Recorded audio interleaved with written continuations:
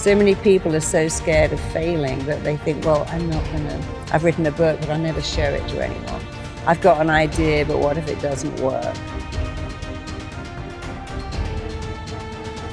And when they begin to see, oh, it all tracks back to a thought which I'm free to change, it's very liberating, it's very empowering. Really, the only thing wrong with you is you don't think you're good enough. But it's very simple to think a different thought, because we own our thoughts. We have to remember something. The mind has no choice but to act on our thoughts. We have an incredible choice to think better thoughts. Strongest force in all of us is we must act in a way that matches how we define ourselves. So your mind's job is to make your thoughts real. The job of your mind is to listen to your thoughts and to start to make them real. People say, I don't know what I was thinking of. How did I end up in this mess? Well, you were thinking, I'm not going to succeed. Everything's not going to work out. If I start that business, it will fail. If I write the essay, it will get a bad mark. So I'm just going to procrastinate here and do nothing, and then I can't fail. And when you take people back to that, you know, procrastination and self-sabotage is nothing more than a reaction to a thought that I'm not enough.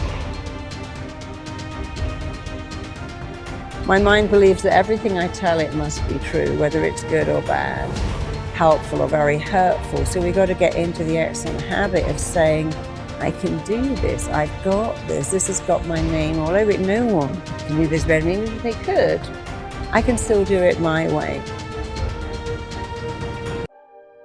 Somebody like Eminem, who's a great reference for lost kids because nobody believed in him.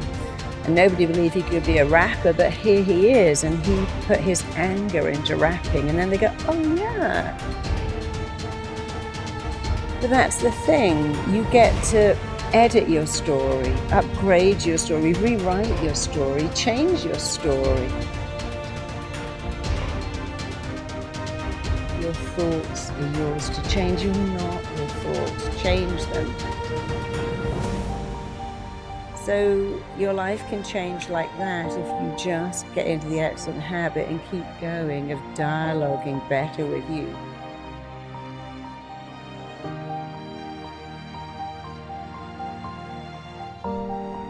You can change like that.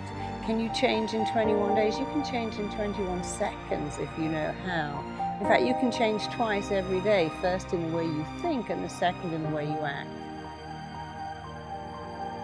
You know, your life can change immediately when you change your dialogue. There are many people who've told you that, you know, I just stopped saying that.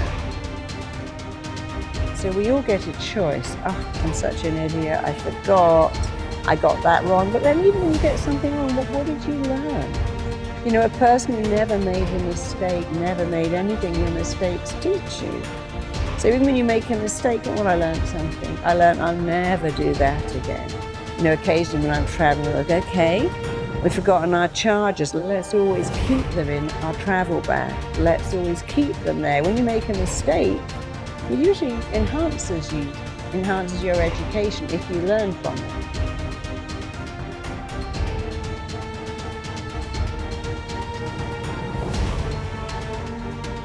And that's one of the rules of the mind. Whatever you focus on, you get more of.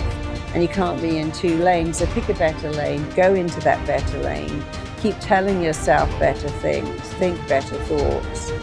And whatever is the missing bit, the emptiness, the needs you didn't get met, take some time to think about what they are, and think about what you wanted here, and then tell yourself those words, I can do it, I've got this, I'm good at this, because amazingly, there is nothing that will raise your self-esteem like praise, but your own praise is better. So if you said to me, oh, you can speak on stage, you can do that, I go, yeah, but you're just saying that. But if I say it, my mind believes that everything I tell it must be true, whether it's good or bad, helpful or very hurtful.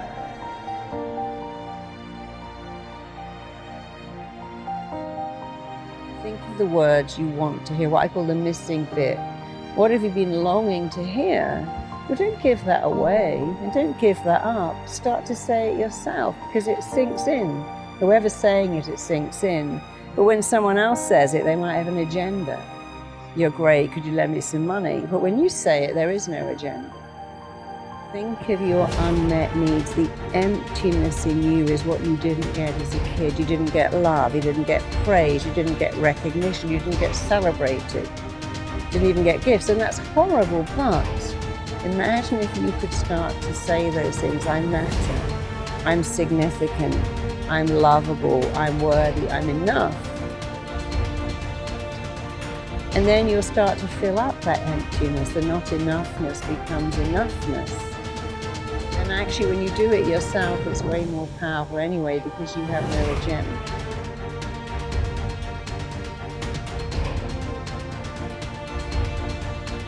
It all starts with a thought. But changing your thoughts is easy, it's free, can be instant.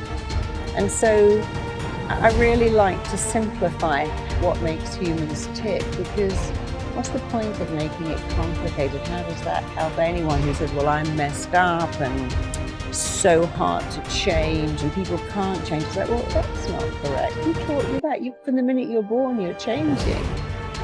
Oh, you know, it's long and arduous to recover. No, it isn't. Some people recover like that. You could be one of the ones that changes your thoughts, changes your feelings, changes your actions after all. And if you could look in your body and see the inflammation, the stress hormones, the cortisol you create from thinking negative thoughts, you would never do it again. So we got to remember our thoughts are not our thoughts. They're a blueprint that our mind, body, and psyche are trying to make real. And if you could only think better thoughts, you'd give your mind an easy job.